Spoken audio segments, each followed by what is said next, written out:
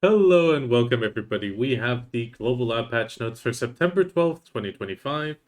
We're going to get straight into it. This is going to have a few class changes. For Sorceress, they've made a few changes on Succession. So we have the Black Spirit or Prime Shadow Capture. So after using the skill, Trampling the Dead combo has been changed to only activate with the WC input. On Condensed Darkness and Wave of Darkness, there's been a few changes. So the Dark Wave skill control key has been changed to S plus right click, and the Condensed Darkness skill is now activated when the Evil Spirit skill is repeatedly used. The effect of reducing magic DP by 5, 10, or 15 when Condensed Darkness hits successfully has been removed, and the skill damage has been adjusted. So here we can see before change it was 1,500 with PvP reduction of 58, and it will now be 2,046% with the same PvP damage reduction. Condensed Darkness technology is also, or a skill has also been changed so that it cannot be registered in the skill slot and used, and the maximum range of the projectile of the Condensed Darkness skill has been increased by 60% compared to before. On the Black Spirit Dream of, or Prime Dream of Destruction, they've changed it so that the super armor effect is now applied during casting. The defense judgment does not apply when using attack actions or pull destruction techniques. The stamina consumed during casting has also been changed to consume 150 per second, the same as Bloody Calamity. On Crow Attack 2, the bound effect has been changed to apply only to monsters. Skills that have both the defensive judgment and status effect will be changed to Strong Bloody Calamity or Dark Blade skill, and the movement speed reduction effect has been changed from 15 to 20% for 5 seconds. The one that is a bit more interesting, the Prime Bloody Disaster, they've added a stun effect on the first hit and a knockdown on the second. This is both for PvE and PvP. The effect also reduces the AP and the effect of reduced AP and bleeding damage upon hit has been removed. However, on the next one, which is the Prime Crow Flame, when a hit is successful, the attack speed has been reduced, but for that it does a minus 36 AP for 10 seconds. That is kind of the balancing act there. Prime Wave of Darkness, when a hit is successful, an effect of minus 20 attack and casting speed for 5 seconds has been added for that, also balancing the top. And Blade of Darkness, the forward guard effect of the Dark Blade technique, has been changed to apply to attack movements as well. Then we have Tamer Awakening small adjustments. So the Rite of Divine Beast, an additional hit of the skill has been has had its attack judgment modified to match the skill's action. The number of hits has also been increased by 1, and the activation of the skill has been increased. The same as for the 8-sided chain attack, the activation speed has been increased. Valkyrie Succession is also getting a bigger adjustment, so we have the Prime Judgment of Light 1 to 3. They've added a plus 36 effect to increase melee AP when using the skill. They've also improved the link with quick movements of the Sword Glory technique after the Light Judgment 1 and 3, and the intensity of the character's movement slowdown while using the Light Judgment skill 1 has been reduced. Prime Holy Power, the skill has also been improved to activate quickly when activated with a control key. So when activated with a skill slot, the attack is activated after the preceding action as before. So here we can see a preview of that. The Prime Encelar's Divinity and Light Cutting, the plus 16 AP increase effect obtained when chasing a shield in the succession state has been removed, and it has been changed to a plus 36 melee AP when using the skills Encelar Divinity and Light Slicing or Light Cutting. Then they've added a skill, which is a Legend Extreme Righteous Charge on WF. Here shown with 6,068%. And Righteous Charge itself, after a successful attack, it is improved to link more quickly with the skills Punishment, Justice, Counterattack, Strong Light's Judgment, and Strong Shield of Purification. Then the next class that got a bigger adjustment is Corsair, but in this case both Succession and Awakening. So for Succession, we have the Prime Raging Wave. They've improved to connect first to second hits more quickly, and after the second, they've improved the flow for faster changing with the No Lips technique. So here we can see a preview of before slow and steady attacks. Here it's definitely much faster. Fako Blue, they've improved to also allow faster chaining with skills Waving Swell and Rising Wave.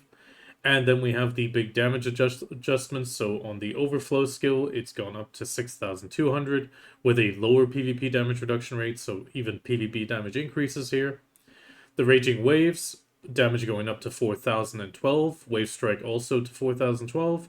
PvP reduction also getting some buffs down to 30%. Swell Lips, damage going up to 7,300. Damage reduction going down to 29.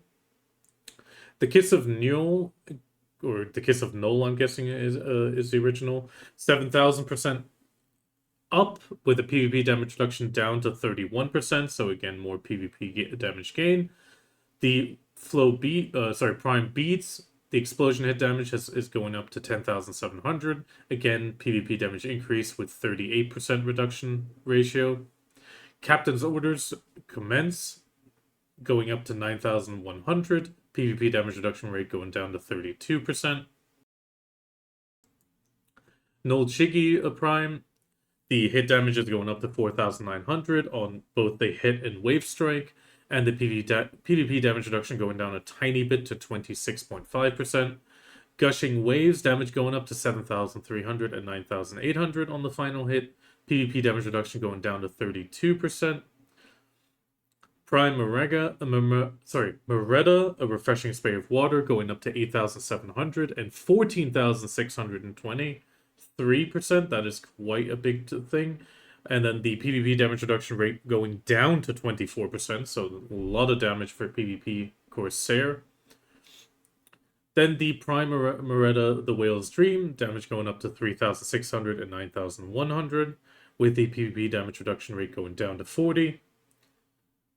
Doga's Soul, I'm gonna have to see what this is gonna be on NAEU. So we have 2,200% as the new damage number going up to, and the PvP damage reduction rate going down to 63.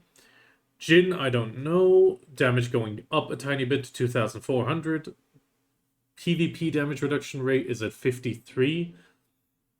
Then we have the Rough Waves, damage going up to 4,800 and 3,300, and the additional to 6,600. PvP damage reduction rate going down to 63%. And on the additional PvP, the reduction rate is going down to 44. Then we have the Storm and Waves, damage going up to 5,700. Again, reduction of PvP damage ratio to 31. A Surge of Passion, damage is going down on the first hit to 6,100, and also down on the second to 7,700. The PvP damage reduction rate of that is going up to 41. Razor Wave, damage going down to 7,500, with an increase on the PvP damage reduction rate to 36. And then Rippling Waves, damage going down to 6,700, and the PvP damage reduction rate going up to 41. So we generally have overall damage increases in PvE on a lot of skills, some losses on a few, but in the end, the PvP damage is going up across the board, except for on that bottom. Then we got Corsair Awakening, a Windblown Scorpion. They've improved to link more quickly with the Sleep Piercing skill after using the skill. Captain's Order Commence. The cooldown has been changed down to 12 seconds, and also the specialization has been adjusted due to this. A Mosquito that blocks the sun. The skill cooldown has been changed from 10 to 8 seconds. The Virtue of a Pirate. The skill cooldown has been changed from 5 to 4. And it's also changed so that damage is reduced when used during cooldown. And then we have the Awakening damage adjustments. So here we have the Oath of the, Scallywag Pirates probably. So we have the Action Captain Bomb. The damage is going up a tiny bit to 1,900. PvP damage reduction going down to 34%. The Three Musketeers of the Scallywags. The President, damage going up a tiny bit to 2,600 with a reduction on the PvP damage reduction to 34. And then the Catcher's Pair Cannon, damage going up a tiny bit to 1,800 up to 6 hits with a damage reduction lowering to 34. Captain Sortie, damage going up to 4,300 with the final hit going up to 6,500. PvP damage reduction going down to 38. A Slaughter that Pierces Sleep, damage going up to 5,700. PvP damage reduction going down to 58. A Mosquito that Blocks the Sun, damage going up to 7,700, with a PvP damage reduction rate going down to 47. Crow's Target going up to 7,600 damage, with a PvP damage reduction rate going down to 48. Captain's Order Commence going up to 9,400 damage, final hit of 12,500. PvP damage reduction rate going down to 33. Flow, a slaughter that splits the earth, damage going up to 7,100, a lowering of the PvP damage reduction rate to 44. A Windblown Scorpion, damage going up to 7,100, with the damage reduction rate going down to 38.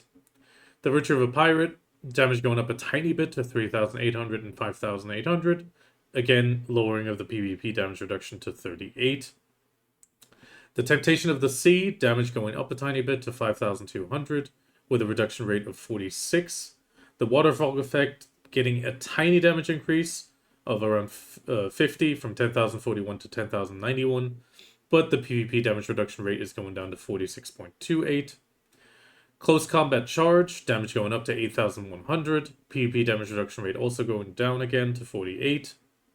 A Slaughterhouse that splits the sea, damage going up 4,500 in the end, PvP damage reduction rate gaining a significant bonus down to 46. Eddy Currents, damage going up a good chunk to 6,600, with a PvP damage reduction rate of 48 in the end. And Hand-to-Hand Combat Subdue, damage going up a tiny bit to 3,700 and 5,500. PvP damage reduction rate gains again down to 53.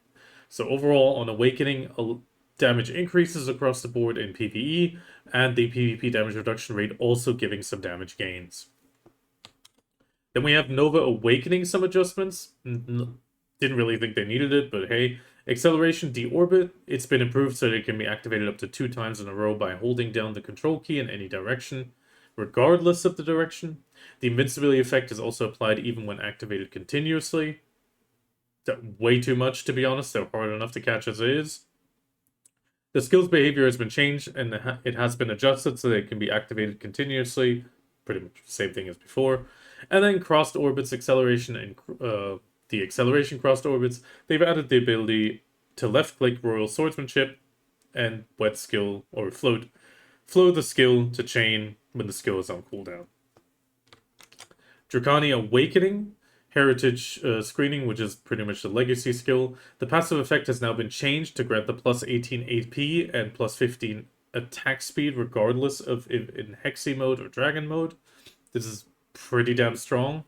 Then we have in Hexy mode, a Shard Declaration. When the skill is activated consecutively, the activation speed of the second and third hits is increased.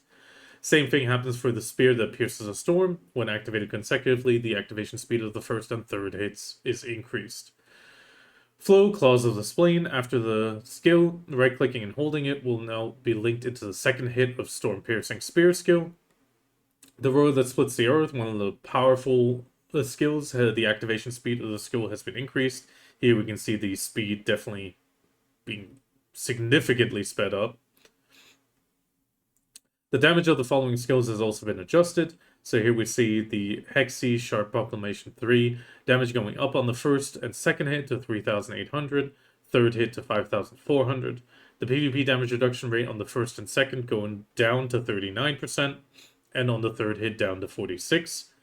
The Spear that Pierces the Storm, damage going up to 4,800 on the first and second, and the third hit up to 4,000. Again, the PvP damage reduction rate getting some gains, going down to 43% and 45% split on the third. And the Black Spear that Pierces the Storm, damage going up to 7,800, with the PvP damage reduction rate gaining 10% down to 40.9. Then we have Wukong. When this should be the Gird skill. When the skill is locked, the effective rushing when striking a target when the Ryuban, among other effects of the Buddha mode, has been added so it does not activate. On the Sealing skill, the duration of the super armor has been increased to last until the finishing move after retrieving the Ryuban. On the Did You Think It Was Over, there in the Buddha state, when using a skill, it has been improved so that it moves a certain distance and activates regardless of the buff effect.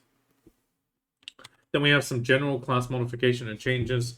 On Sorceress, Stream of Destruction, the phenomenon where the amount of stamina consumed when maintaining the casting state was not indicated in the skill description has been corrected. On Mystic, there was an issue with the Awakening skill. Jicheongak was activated before the main weapon skill, Flow Superheat, when the left-clicking after a Typhoon kick. On Mystic, there was also an issue where you would land regardless of height when attacking by left-clicking after jumping. However, fall damage based on height is applied the same as before. Mystic Flow on high terrain, they fixed an issue where the character would flicker while using the advanced skill. On Mystic Flow, they've added an effect to the left-click actions after attack and jump. On Lan, they fixed an issue with the animation of the skill being awkward when using Gunshima's skill in Blood Flow state. On Guardian, the presentation of the Fierce Deception skill has been adjusted to match the actual attack range. Wukong, Black Spirit Rampage, and Burn 'em All, the skills effect has been changed to better match the amount of Black Spirit Rage consumed. Wukong, the movement of sheathing a weapon using the tab key while moving, has been modified to be more natural. Some social actions have also been modified, and they fixed an issue where some skill enhancement control keys were not displayed correctly in the pad-only UI. And finally, an issue where success sometimes occurred when attempting to grab a target with a status effect score exceeding 2.0 has also been fixed. Hello, Yanis. Content-wise, they're increasing the contribution experience gained when completing main quests. So from Balanos to War of the Roses, the amount of contribution XP you can earn when completing main quests has been increased.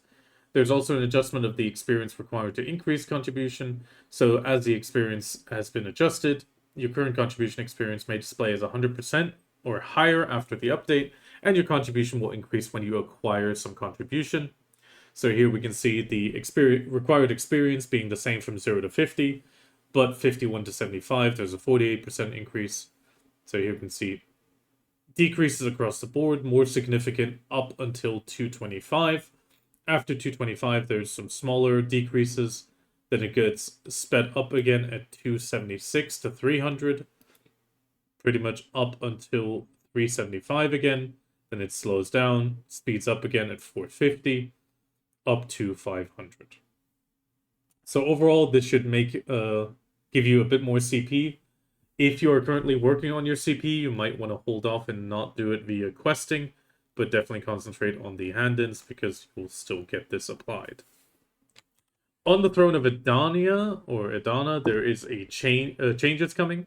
So the current application period was Thursday till Sunday. This will now be changed from Monday to Sunday. And as the application time for the Edana's throne has been adjusted, the condition for displaying the dialogue button has also been changed.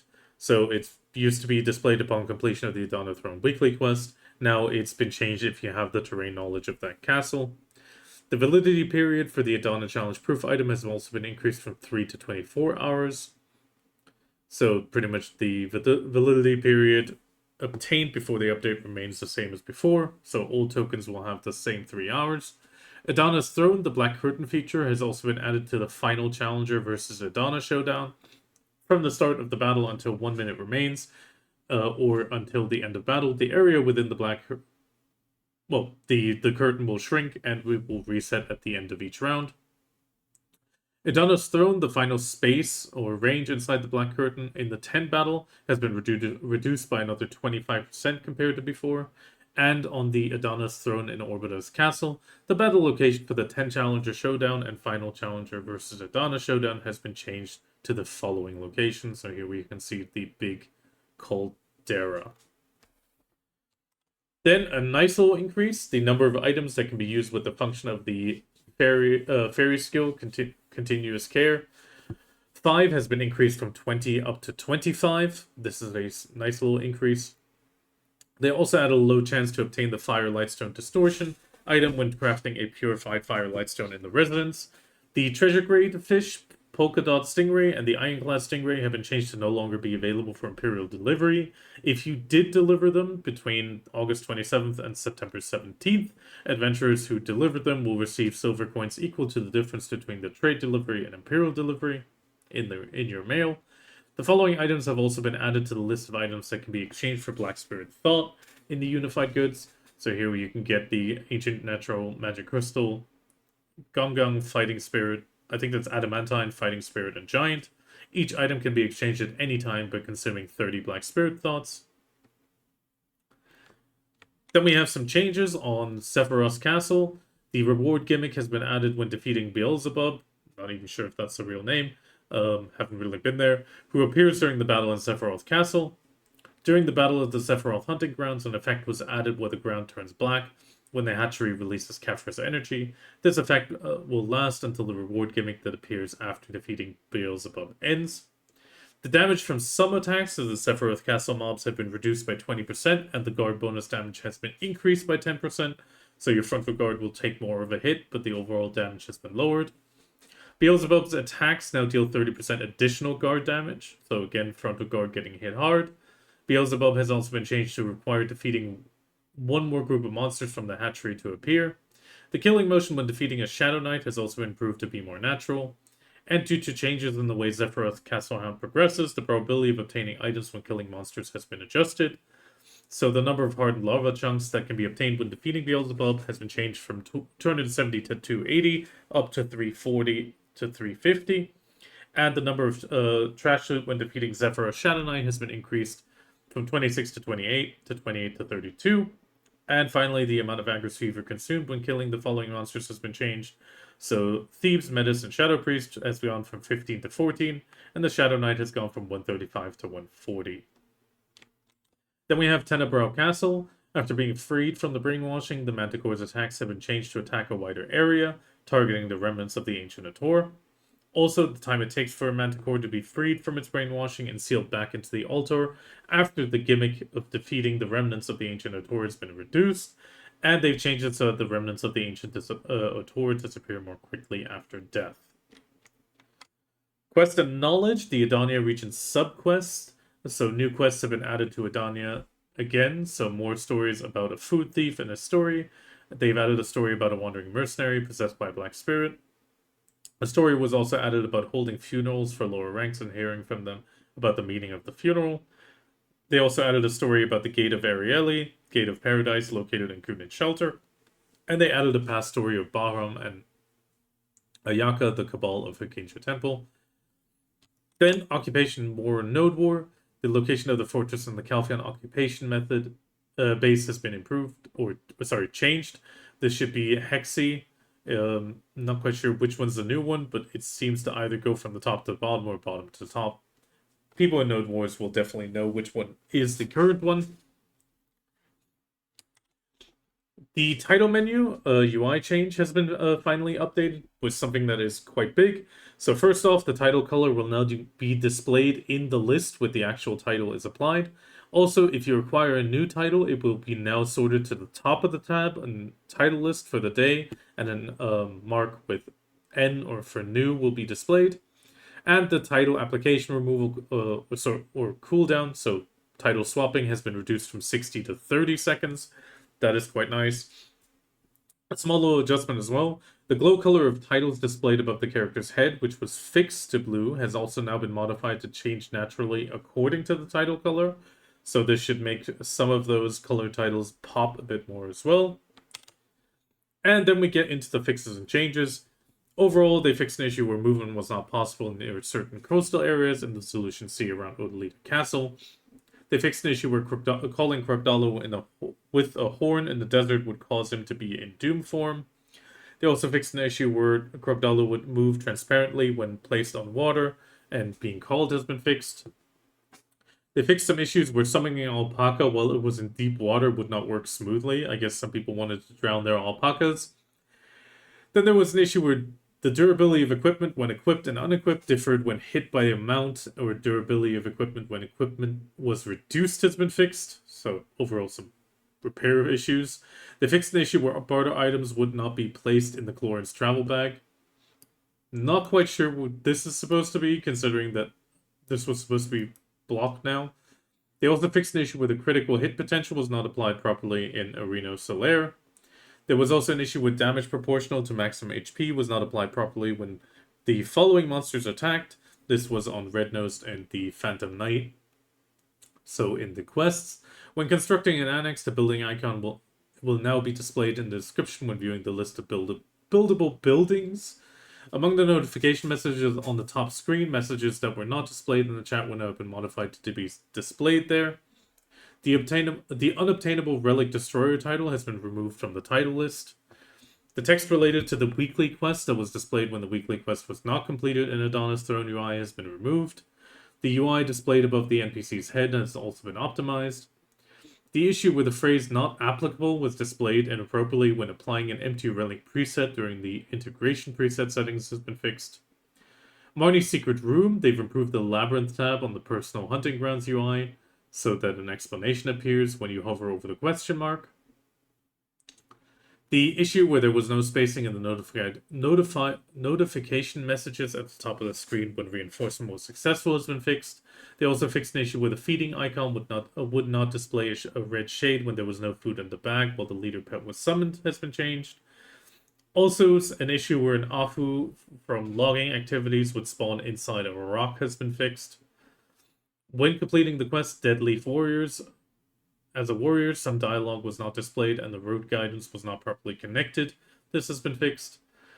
The key required for input in the cutscene that plays during the Zephyros Guide of Darkness has been changed from R to F. Remember to pay your respects. The issue where the altar would not appear after destroying the relic during the quest Guide to Darkness has been fixed. The exposure conditions for some options during the quest in Zephyros of the Bits of Crack has been changed. Also, an issue where the Dreamy Illusion quest could not be accepted or completed normally has also been fixed. To be honest, with all these changes, I might actually wait with doing the quest. Knowledge rewards have been added to the quest Edania Truth of the World, True Edana, and the Contract. Adventurers who have completed this will receive the regular maintenance on pretty much the rewards on September 17th. An issue where monster thieves and metas moved awkwardly during the battle that occurred during the Sephiroth has been fixed. Typos in some quest dialogues, knowledge content, and item descriptions in the Truth of the Baron has been corrected for Odalita. The effect has also been improved so that it is displayed when using the combined Black Power Scroll while completing the Sephiroth quest has been done. They also fixed an issue where it was possible to pass through the ancient stone chaplets located at the ruins of the ancients in Zephyros. An issue where the knowledge could not be required from the stone statues has also been fixed. Fixed an issue where the Ator Sphere would appear awkward during certain attacks during the battle with Karshan and Tenebrow has been fixed.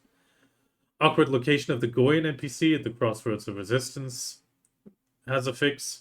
The issue where the death penalty would be applied when Zarka was hit by a skill that summons and strikes a specific monster has been fixed. That is very specific.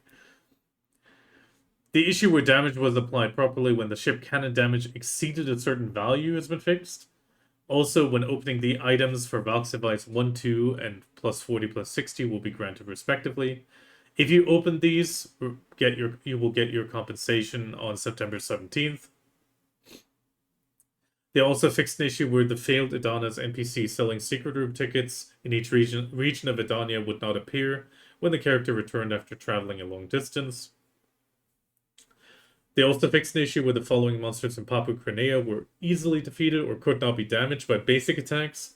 It pretty much covers all of the mobs.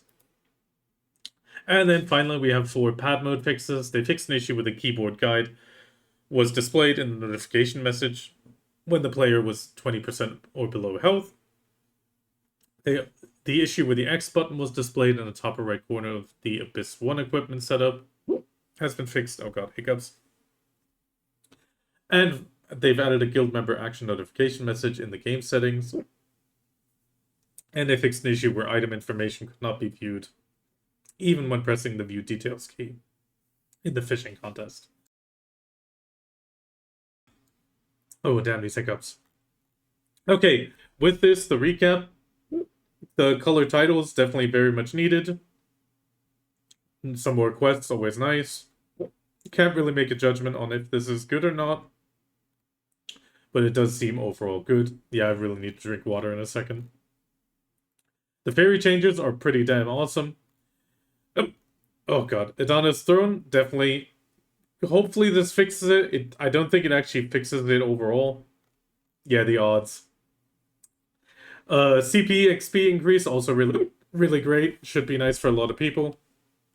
And then overall, the class changes. I don't feel like Drakania Awakening really needed them. Same for the Nova. Corsair definitely needed them. I definitely agree there. Succession Valkyrie as well. Tamer, okay, small changes. I'm not too sure Succession Sorceress actually needed them. God damn it. And with this, I will be dropping the video. Yeah, just have fun. Comment about them if you want to. I'm gonna be calling it now. I wish you the best of luck in all your drops and taps, and I will see you next week on NAEU patch.